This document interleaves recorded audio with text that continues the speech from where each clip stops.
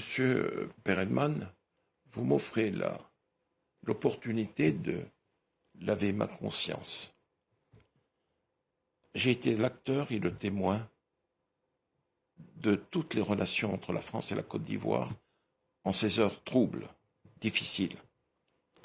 J'ai vu que Jacques Chirac et Dominique ont été d'une ingratitude à nul autre pareil. Et quand, comment vous dire, Laurent est tombé, qu'il a été conduit à La Haye, j'en ai beaucoup souffert. Personnellement et dans ma famille, j'en ai souffert terriblement. Vous vous sentiez coupable? Comment vous dire?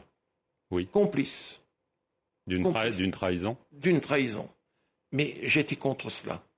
Les derniers moments de la présidence de Gbagbo, je les ai vécus avec Nicolas Sarkozy.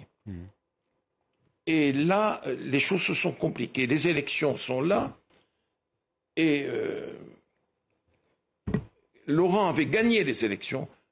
Nous savons qu'il les avait gagnées. Comme Jean Ping les avait gagnées en 2016 à Libreville.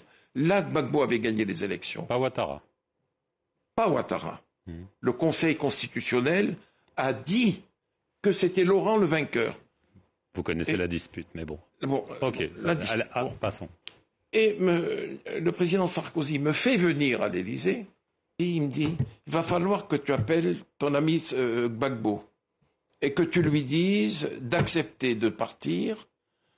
Il aura un statut d'ancien chef d'État, 30 millions CFA, voiture, escorte, et s'il veut, comme il est professeur d'histoire, on lui trouvera une chaire, il pourra se déplacer à travers le monde. Je lui dis, il n'y a pas de problème. Il me dit, va dans le bureau de Claude et tu appelles Gbagbo. J'ai appelé Laurent. L'aide de camp, le colonel, me l'a passé. Laurent Gbagbo me dit, alors Bob, comment va?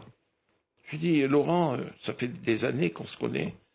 Je te passe un message du président Sarkozy. Je suis dans le bureau de Claude Guéant. Il te demande ceci, cela. Ce que je viens de dire.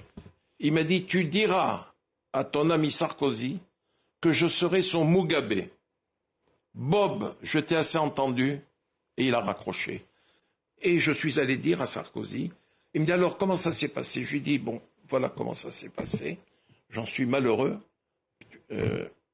Il a bondi de son fauteuil. Il dit, puisque c'est ça, je vais le vitrifier. Vitrifier. Vitrifier. Je lui dis, Nicolas, s'il te plaît, le Conseil constitutionnel a déclaré qu'il avait été élu.